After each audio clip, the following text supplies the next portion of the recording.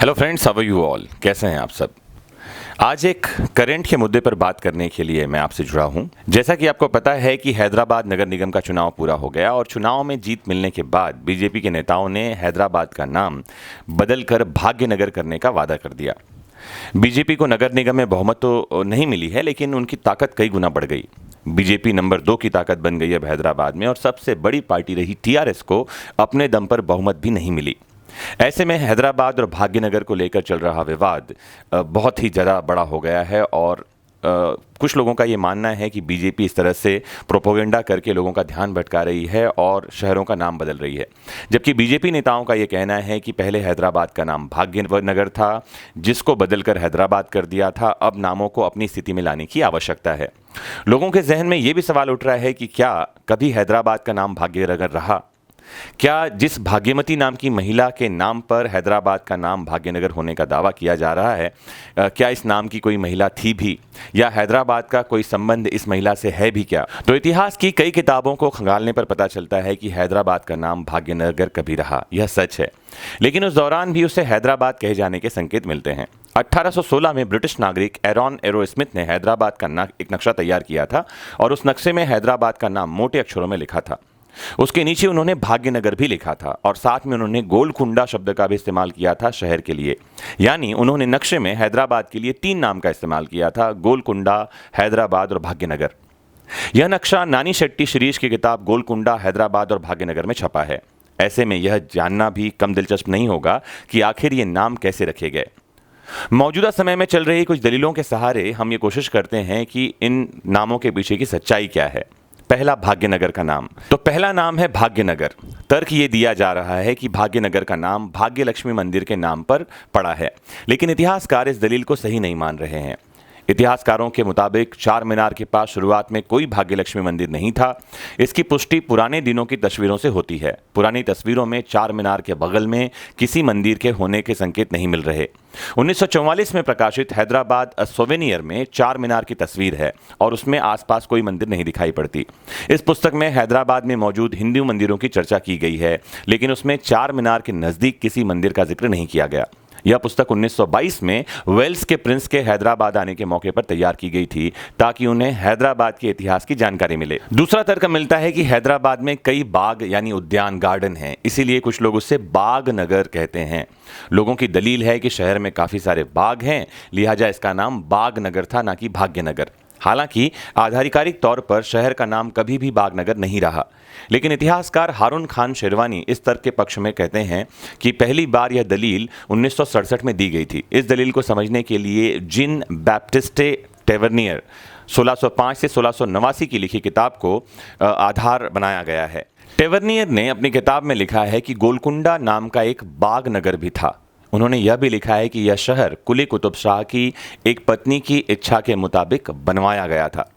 हालांकि टेवर्नियर ने बाग का मतलब तो सही समझा, लेकिन नगर का मतलब समझने में उससे चूक हो गई। इसका जिक्र भी वी बल की उस किताब में मिलता है जो उन्होंने फ्रेंच से अंग्रेजी में अनुवादित की है। उन्होंने लिखा है कि टेवर्नियर से चूक हुई होगी और उन्होंने गलत मतलब निकाला होगा। हारून खान की दलील की वजह टेवर्नियर के लिखे वे संदर्भ भी हैं जिसमें उन्होंने हैदराबाद में फैले बाग बगीचों का जिक्र किया था। लेकिन एक दूसरे इतिहासकार नरेंद्र लूथर, जो आईएएस अधिकारी रहे हैं और हैदराबाद में उनकी जिला अधिकारी के पद पर पोस्टिंग भी रही है, उन्होंने कई संदर्भों के साथ इस तर्क को खारिज कर दिया है। तीसरा तर्क है कि बागों के नाम पर नहीं, भाग्यमती के नाम पर शहर को भाग्यनगर कहा गया। सालर जंग म्यूजियम की ओर से प्रकाशित एक शोध आलेख में इस बात की दलील मिलती है। इतिहासकार नरेंद्र लूथर ने 1992-93 में छपी अपनी किताब ऑन द हिस्ट्री ऑफ भाग्यमती में भी इस दलील का समर्थन किया। इतिहासकार मोहम्मद कासिम फरिश्ता ने भी भारत में मुस्लिम शासन के उत्थान पर अपनी पुस्तक में लिखा है कि सुल्तान भाग्यमती को पसंद करने लगे थे। पहले उन्होंने शहर का नाम भाग्यनगर और बाद में उसे हैदराबाद के नाम पर बदल दिया। वहीं दूसरी ओर शेख ए फैजी ने लिखा है कि सुल्तान ने शहर का नाम अपनी एक पुरानी डायन के नाम पर रखा था। 1687 में छपी पुस्तक the travels into the Leivand में डच अधिकारी जिन डे थेवनॉट ने लिखा था कि सल्तनत की राजधानी भाग्यनगर थी। ईरानी लोग इसे हैदराबाद कहते थे। 17वीं शताब्दी में W.M. मर्लिन की संपादित किताब रिलेशंस ऑफ गोलकुंडा में लिखा गया है कि प्रत्येक अप्रैल महीने में कुछ वेश्याएं भाग्यनगर जाती थी और वहां राजा के सम्मान में नृत्य पेश करती थी। इस किताब में भी भाग्यनगर का जिक्र मिलता है। भाग्यनगर मतलब गोलकुंडा की नई राजधानी, ऐसा भी लिखा हुआ है। नरेंद्र लूथर जो इतिहासकार हैं वो दलील देते हैं कि अगर बाग शब्द का इस्तेमाल सही है तो वह शहर जो है उसका नाम बागनगरम होना चाहिए।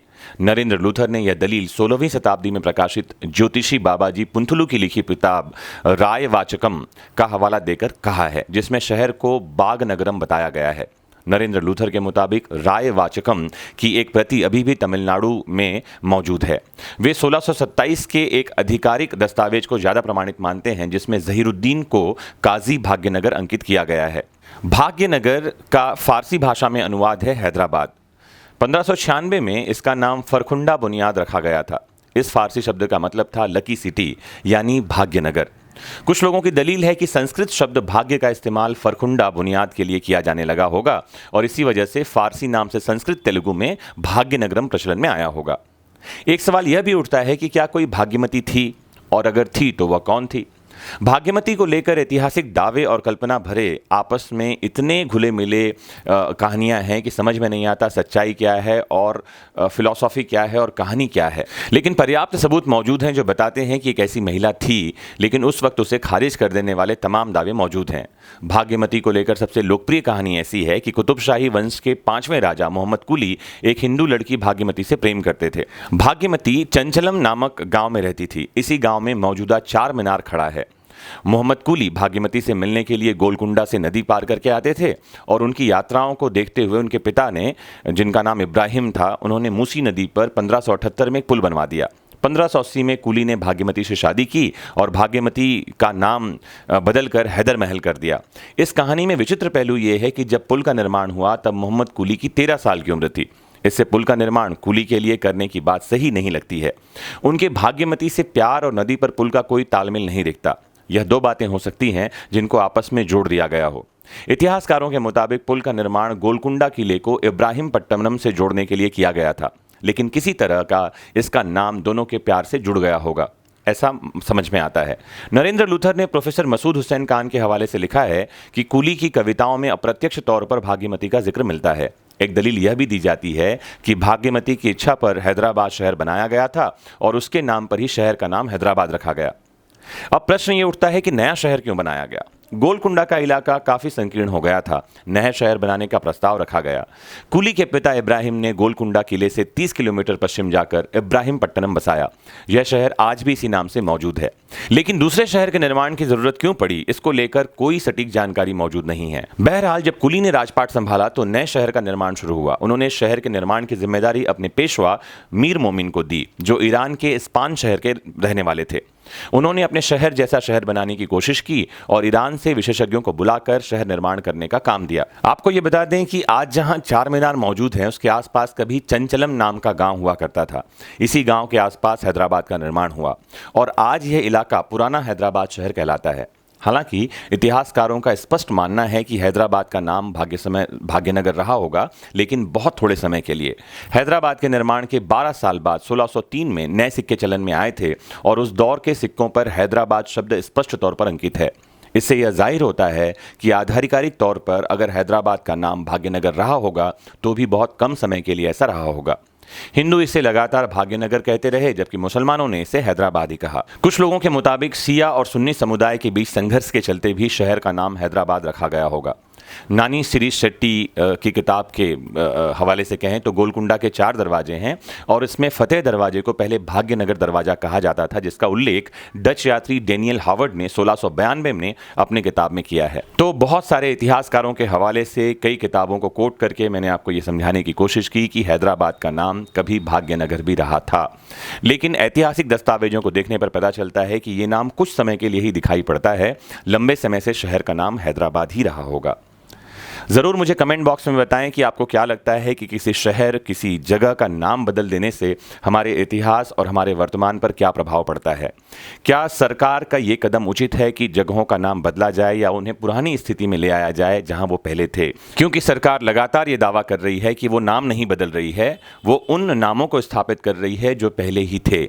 जैसे इलाहाबाद का नाम बदलकर अब प्रयागराज कर दिया गया है। जरूर जुड़िए हमसे, बिना किसी राजनीतिक चश्मे के एक लॉ के जानकार की तरह बात करिए कि आप विधि को जानना चाहते हैं, कानून को जानना चाहते हैं। जुड़े रहिए आपके अपने फेवरेट प्लेटफॉर्म से और समझते रहिए देश दुनिया की बातों को सरल भाषा में। Have a nice time.